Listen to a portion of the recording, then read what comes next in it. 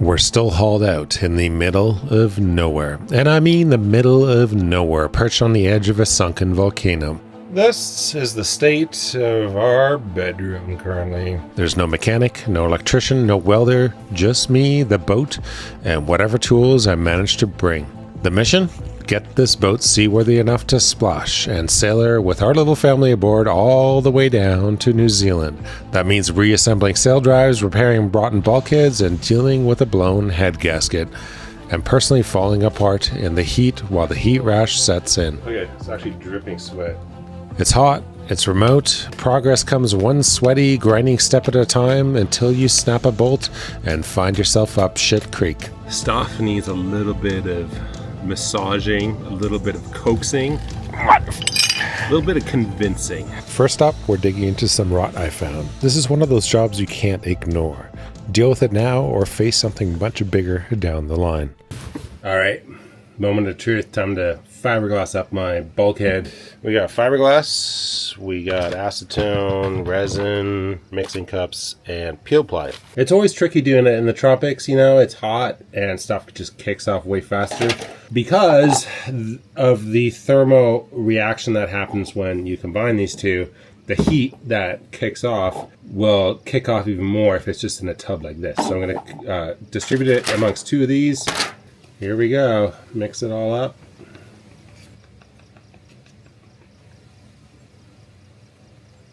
Okay, that's ready to go. I put my roller in the fridge so it's even colder, and I'll go grab that and we'll apply this. So this is my little drug den down here. I have my epoxy, which I'm gonna separate. Most sailors never ask what their boat is actually made of. But if you're heading offshore or just want to avoid costly surprises down the line, the core material matters big time. The first step is just to wet everything down. The fact is, many production catamarans today are still built using end grain balsa in the deck, bridge deck, or even the hull sides. It's cheap, strong when dry, but if water gets in, it turns to mush. I got 1, 2, go with 3. Where's 3? What's 5? 3. There you go. 3's gonna go like that. There you go. That's the final product. There's so many layers in this corner. There's a couple more layers going along here, and then we got a full layer all the way to the top. So this ain't going anywhere. That is a solid piece of fiberglass now. Next job, you wouldn't know it because there's cushions in here and stuff, but this is the guest bathroom. I have a Thru-Hull down here, the shitter Thru-Hull, which, not the Thru-Hull, but the ball valve is starting to leak. So do you see that Thru-Hull right there? See how it's all discolored? I mean, it's not critical, but it's a big one, and I don't want to really deal with that if it gets worse. So we're gonna take that off. Last couple of threads and then we have a big hole. This Thru-Hull is a bit memorable. About a third of the way through our last circumnavigation, it started leaking. And with no haul-out facilities around, we ended up replacing it in water. Stressful, but totally doable. And the adhesive we use, 5200, actually cures underwater. Want to hammer it out?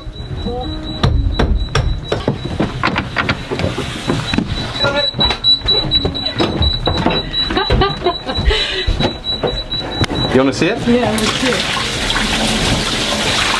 Oh my gosh. That's pretty awesome. So this is the new piece. It's gonna go back in. You saw that water? That's pretty amazing, the gush. So Ben's just cleaning up the outside, then we're gonna put this new piece in. Okay, we're back. Regooped. Is that better? Yeah, should I put the plug in? Hey, or should I? Yeah. There, just put it on top. Put it on top of the thing. Like this. Okay. You ready, Torsten? Yeah, are you ready? I'm ready. I'm gonna put it in now. I'm gonna put it in the hole. You have the wooden plug in already? Yes, yes. And then go up the hole and the hole 3. It's gonna get going, count 1, 2, 3.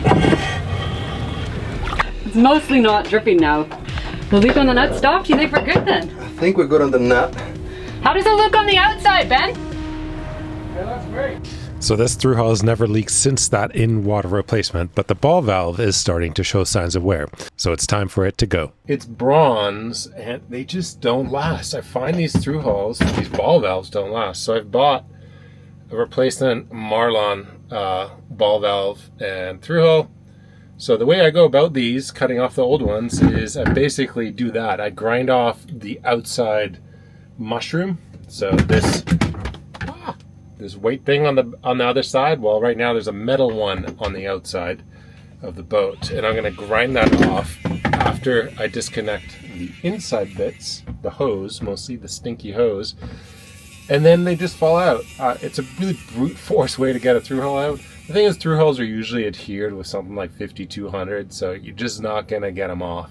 All right, getting there. You can kind of see where the inner Thru-Hull is and where the outer mushroom is. And I just knock it in. By the way, I've been using these AirPod Pros, which have noise cancellation. I can't find any ear protection here. It feels like it cuts out the noise quite well. I wonder if they actually work better than regular ear protection. Kind of doubt it, but we'll see in 20 years, I guess.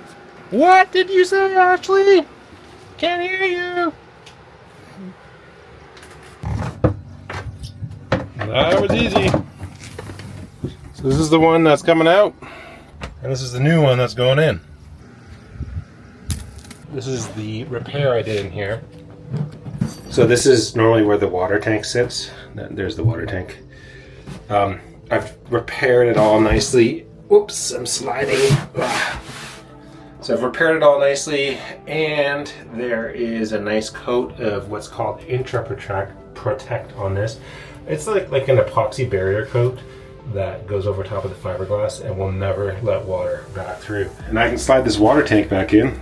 This water tank's gonna go right here. We gotta remove the tape. I'm gonna have running water again. How exciting is that? I've been living on the hard, using a garden hose to do dishes with, to brush my teeth with. It's really nice to have a tap that just turns on. It's like magic. Exciting. It's coming together. A lot of days of hard work, a lot of sweat, and finally everything's kind of just boom, boom, boom, boom.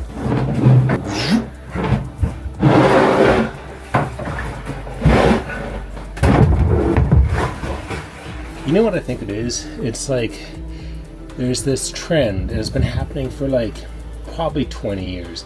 It's the shitification of everything. Boats get shittier, cars get shittier, toys get shittier, tools get shittier, everything gets shittier, and it's what we're against. Like, that is not what we want to do with the Nahoa brand, because that is not the path to like building a good boat.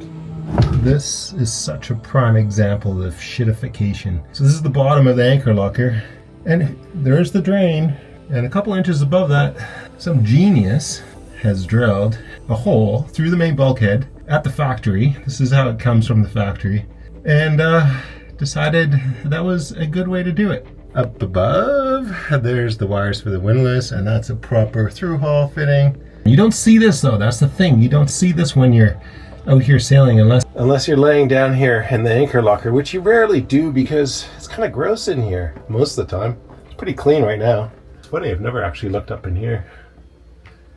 Huh. Actually, I'm not going to leave it there. What I'm going to do is I'm going to 5200 that hose in. I don't have a fitting here on this Atoll.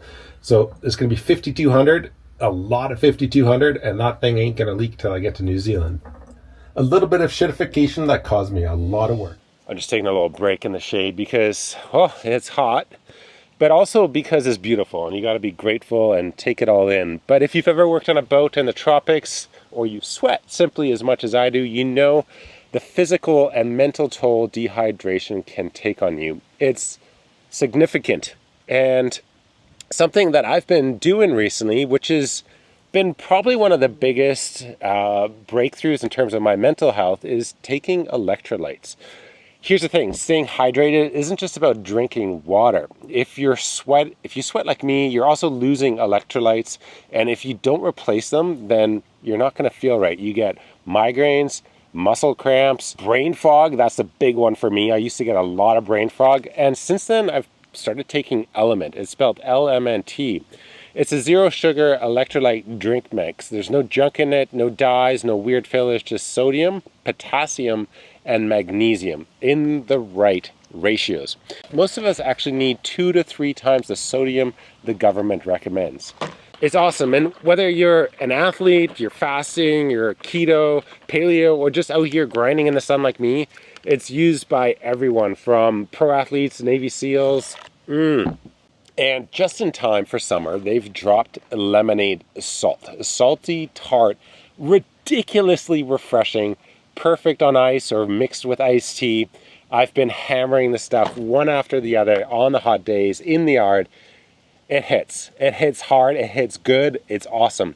But this lemonade salt is a limited time thing, so if you want it, try it and grab it before it disappears. Okay, so here's the thing. If you go to drinkelement.com, that's D-R-I-N-K, drinkelement.com/Nahoa, you will get a link that gives you a free 8-pack with your order.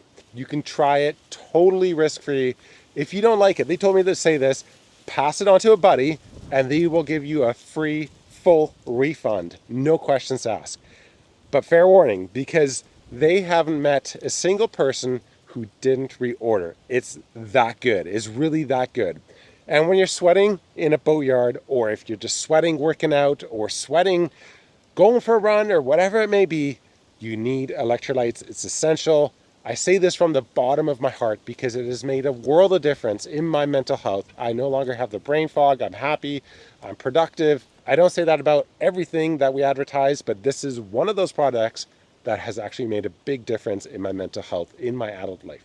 Highly, highly recommend Element. It is awesome. Go to drinkelement.com. That's drink, D-R-I-N-K, lmnt.com/Nahoa. You won't regret it. Trust me, you definitely won't regret it. By the way, this is my favorite tool of the Refit, a scope. Bought this on Amazon in Canada. And there's shitty scopes and there's good scopes, but this little thing right there, see that? You can go like that. You can take pictures. It's awesome. This is one of the best tools I've recently added to Nahoa. I had a shitty scope before, like a smaller one. It didn't nearly do as well. There's something to be said about a good scope with a good screen that doesn't connect to your iPhone. Like, this is genius. The cord is really like easily adaptable to wherever you need to go. Oh, I gotta do something with it actually right now. I gotta check my Thru-Hulls. I've been noticing some like bug activity around my Thru-Hulls, so I'm gonna just go check them right now before I forget. Let's go do that. Sunglasses. All of these Thru-Hulls, whether it's exhaust or bilge pumps, they can get bugs in them. So let's go have a look and see what's inside of them. I stick my little proby thing up there. Oh, you see that? I don't know if you'll be able to see it, but that's a mud wasp in there. Mud wasp nest. Get that out. Let's have a look back here. How we get there. I've moved on to the next task, which is getting our engines up and running. I have a few parts such as a new exhaust elbow. I had one leaking, so I bought 2 new ones, and I just pulled this one off. I don't know what it is. I've been smelling this rubbery kind of smell coming out of the exhaust on this engine. And now I'm getting a little bit closer because have a look. Here's the old exhaust elbow. I just pulled it off. There's a lot of soot and stuff in there. Have a look at this side. What is that? Almost looks like some yellow melted stuff and then some gasket material in amongst it. That's almost plugging up the whole exhaust. Digging out this lovely gunk from the exhaust manifold, I've been working a lot with AI lately. AI seems to think it's blown head gaskets. I'm not sure about the yellow. That might be crystallized syrup-like oil or coolant. Any mechanics out there that would want to deny or confirm AI's genius? Okay, it's all coming from cylinder 3, so I'm going to pull cylinder 3 injector. If it's been leaking coolant or oil into that cylinder and I try and start up this engine, then I'm going to have a hydrolock, which means I'm going to bend a push rod, which I already did in Thailand. So I'm not going to do that twice. Listen to it. Listen. You hear the tick? It's like a stuck valve or something. Okay, try turning it back on. Yeah. Stop!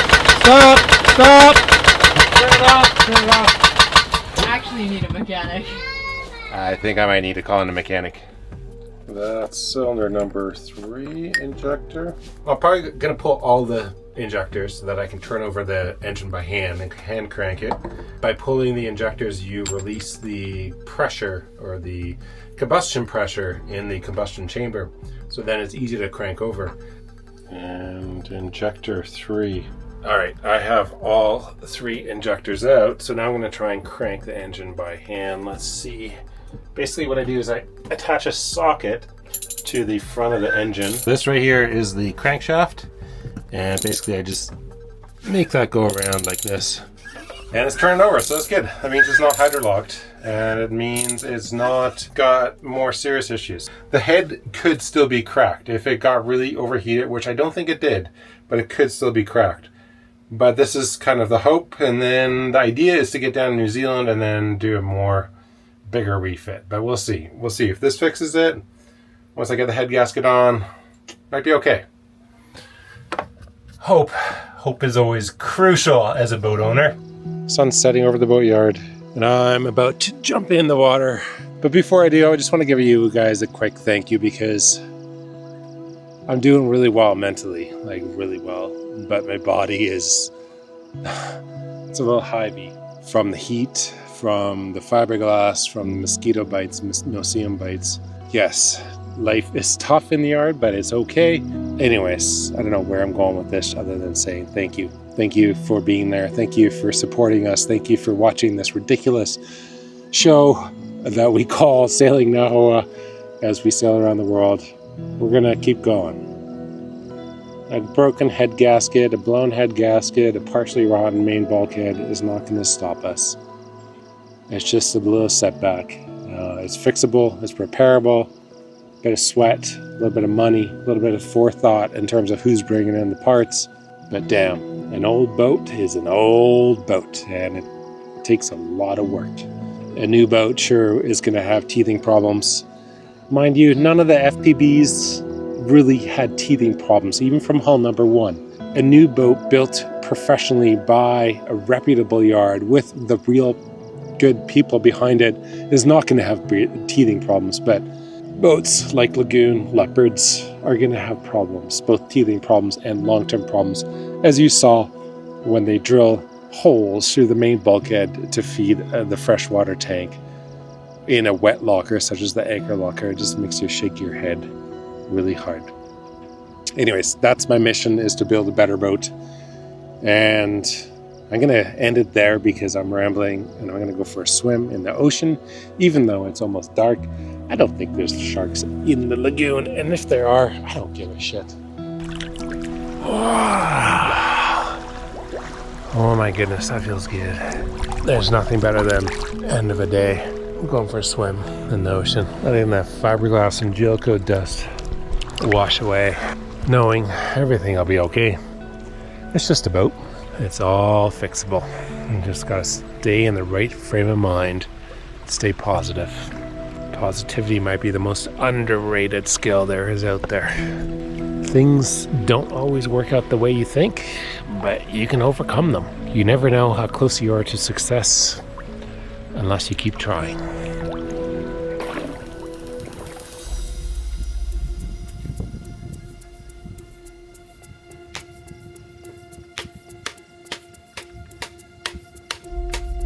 Standing on a concrete block, pipe wrench in one hand, hammer in the other, trying to convince this Thru-Hull to come out of the Saildrive.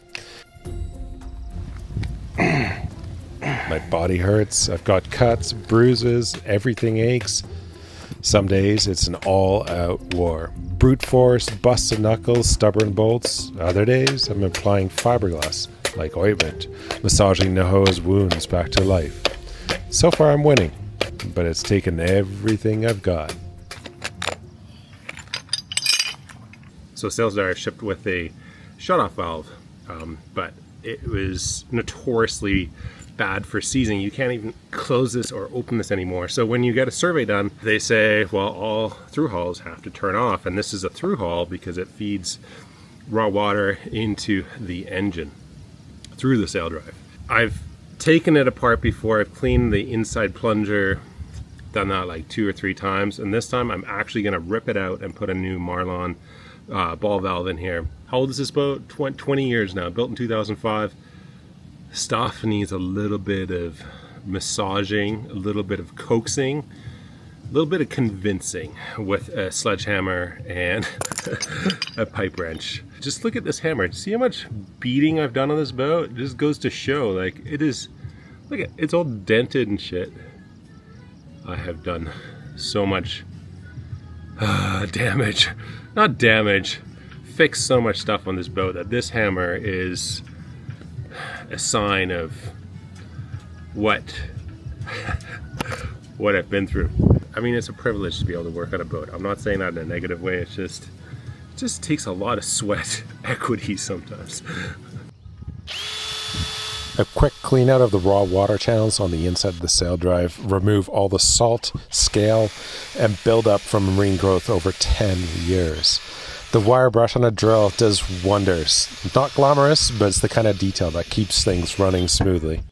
This is all full of oil. And I always thought, well, maybe you can get water in through this whole thing comes out, the O-rings that go around the outside, or maybe where the seal is on the shaft. And that's basically it. But the fact is, you can actually get water into a Saildrive also up here, where this surface mates to the upper housing. There's a lot of places where you can get water in. Oh, and also between the new diaphragms. There's a lot of moving parts in the Saildrive. That's partially why I dislike them. That said, they've been around for a long time, and if you maintain them right, they do tend to work. These clamps are used, and they're special clamps that go around the edge to hold it onto the actual housing. They're really skinny, but the fact that they're so skinny makes it hard to really replace them if you had an issue while out at sea. Some people suggest carrying spare ones of these. I agree. Anyways, we're going to put the new diaphragms on, and then we will throw it back in the hull. A lot of this is actually not that interesting, so I'll probably just do a time lapse. How does that sound? Sounds good to me. No one wants to hear me talk anyways. With the lower and upper housings now complete, we can combine the two, add the diaphragms, and put everything back together. I've never done this before, and I'll admit, it's a big job to take on in a place this remote. But over the years, my approach to preventative maintenance has definitely changed. Partly because the boat's getting older, but mostly because I've learned what it actually takes to stay ahead of problems on a vessel like this. And it's more than what people think. The thing is right up in here, that right there is the actual lower diaphragm. So that's the rubber boot. So if you have a muscle up in there, that could easily slice that piece of rubber, which is essentially what happened on this side. Okay, this is going to amuse some of you, and some of you are going to think I'm really cheap. This right here is the template. I'm making a template to go around the bottom of the Saildrive. And usually you can buy this from Yanmar. Well, you can definitely buy it from Yanmar, but it's like $250 for a piece of rubber. So I'm making my own. I bought this EPDM rubber from Amazon. I'm just making a template, and then I'm going to cut it out and stick it on. And it's going to cost me all of $20. Cheap or frugal? You tell me. I think it's hilarious. I refuse to pay the dealer pricing on stupid shit like a rubber boot on a Saildrive. That's just highway robbery. There we go. We got our template. Transfer that onto this rubber, then we'll be good. There we go. Pretty easy to do. I think the trick is going to be sliding this over this bulbous part at the beginning, because it's quite fat there. Oh my god, that worked out beautifully. Trim off the excess and I'm done. Okay, next step is to actually grind out where that boot's gonna go, because I gotta adhere to the hull, hence this. And sunset, so I'm gonna have a headlamp on.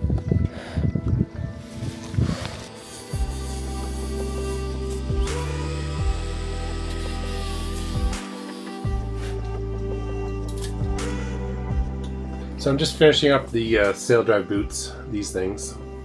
The reason for the red light is because of the bugs. There's a lot of bugs here, mosquitoes, no-see-ums, cockroaches, ants. The whiter the light, the more they are attracted by the light. The red, they don't get attracted to it at all. I'm not at sea, I'm still on land, I'm not trying to ruin my night vision, I'm just trying to not get ruined by bugs. One thing I added to this boat that's pretty cool is this little thing. It's a windlass wireless remote. This is just something I can put around my neck. But these are, I don't know, they're like 20, maybe 40 bucks on Amazon. They're actually designed for winches on cars, but you can easily hook them up to your solenoid for the windlass. And you no longer have to deal with this awful cord that constantly breaks. 20 bucks. Pretty good, eh? I like it.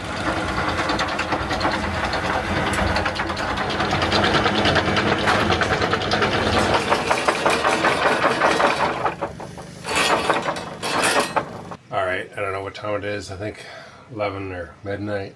But I finished the starboard Saildrive. It's a lot more work than I thought. Overhauling all the seals. I did the lower seals, the upper seal, the diaphragms. There's 2 diaphragms. The O-rings in between all that shit. It's a lot of work to do one of these. The other thing I did is I put in a new Thru-Hull. This is a True Design Thru-Hull. We got the upper seal in there. We got a new diaphragm underneath. We got a new diaphragm on top. I'm going to plop this into position and call it a night. Oh, that's heavy. Today's a rainy day and I'm just watching to see when the next squall rolls through. You know you're on the end stretch when you're actually installing the props. The Saildrives are in. The props are in. I just need to paint them. We left New Zealand last time with the 3-blade fixed props and we'd spin them while we were sailing and go zzz. Not good for the transmission. Not good for anything, including the oil seals right back here. So we got these Flexofolds in Palau. About 6 months later as a Christmas present from Ashley's mom. They're out like this, and then they fold when you're sailing. Instantly, you get an extra knot of boat speed. Shane and Andrea Palesci, they run a store called cruisingsolutions.com. Go check them out. If you need a Flexofold, they stock the most parts in all of USA and Canada. They rock. They have hooked us up with a few other tools and goodies, and these guys are actual cruisers. It's something to be said for someone that actually knows what this lifestyle is about. Go check out cruisingsolutions.com if you're in the US, indiemarine.com if you're in Canada. They know what they're talking about. They can coach you through what you need, what kind of prop you need. There's all kinds of Flexofold props that you can get. We got the 3-blade. There's 3 blades here. I can't show them to you all because we don't have that many hands. Maybe I can. We got the 3-blade Flexofold props. Instant 1 knot of boat speed. Amazing. We're down to the last few steps before we can get this boat back in the water and start the season. Props need to be mounted and painted, rudders need to be dropped to check for play in the bearings, and the engines, they need to fire up on the hard just to make sure nothing's going to flood the second we splash. It's the kind of work that stretches into the late hours, headlamp on, hands greasy, chasing the daylight that's already gone. But this is the price you pay for admission, the price to get boat life back. Because once she's in the water, everything changes. Toilets start working, the air conditioning kicks in, the freshwater system hums, and life starts to feel normal again.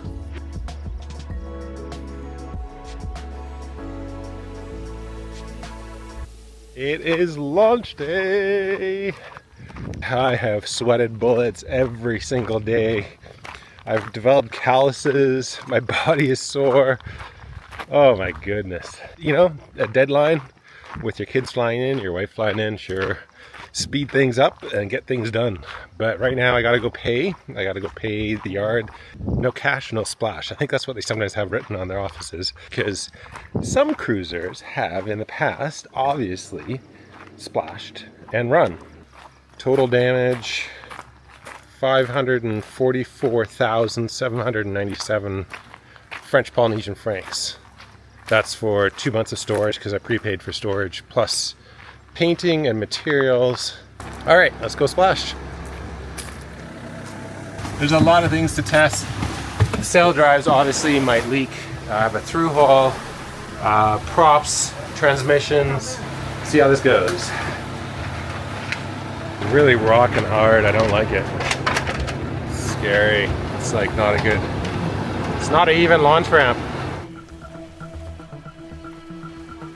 This might just be the most stressful moment of the entire refit. We're teetering on a hydraulic lift, inching towards the water. The Saildrives are fully overhauled, there's a new Thru-Hull in place, and I'm not confident in my engines just yet. Will they fire? Will the prop spin in reverse and forward? Will something leak? Did I miss something critical? There's always that lingering fear. Will we float, or will we be crawling back to the yard to fix my mistakes? Time to check the engine bays for water intrusion. The first thing is always checking for water. So far, so good. This side looks okay. Let's see what they're saying. Let's check the owner side.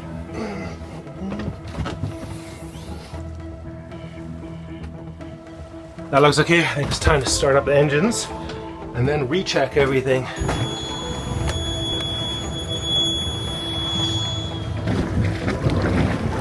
Okay, let's test props. Reverse! Forward! That's reverse. Now it's forward.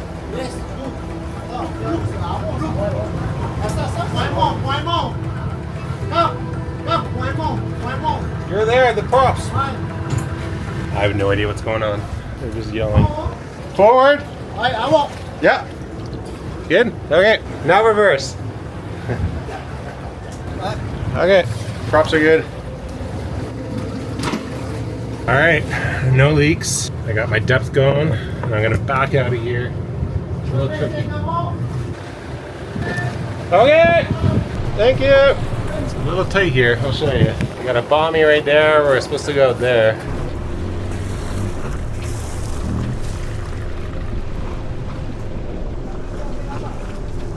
And we're out of here, we're floating. Good thing.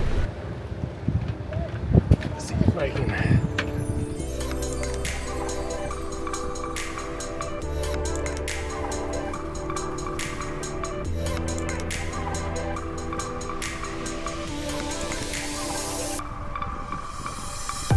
As I motor away from the yard, it seems there are no leaks. Everything's working, and so far, no major mistakes to fix. But as any boat owner knows, it's never that black and white.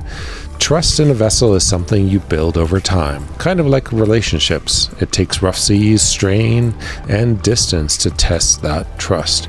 Only then do you really start to know what's solid and what still needs work. But for now, it looks like we've got a weather window, a chance to start making our way towards New Zealand. And for that, we're both grateful and incredibly excited. It's an amazing country, and it's time to start heading that way. I'm just finishing up the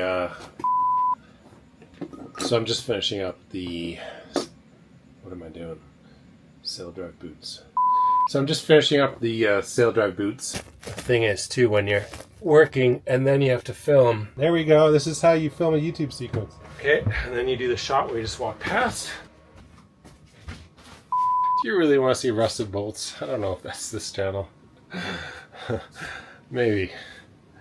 Maybe we're just turning in circles because I haven't talked to anyone in a few days. It's just me and you. That's all there is. Going crazy. Turning in circles in my cockpit.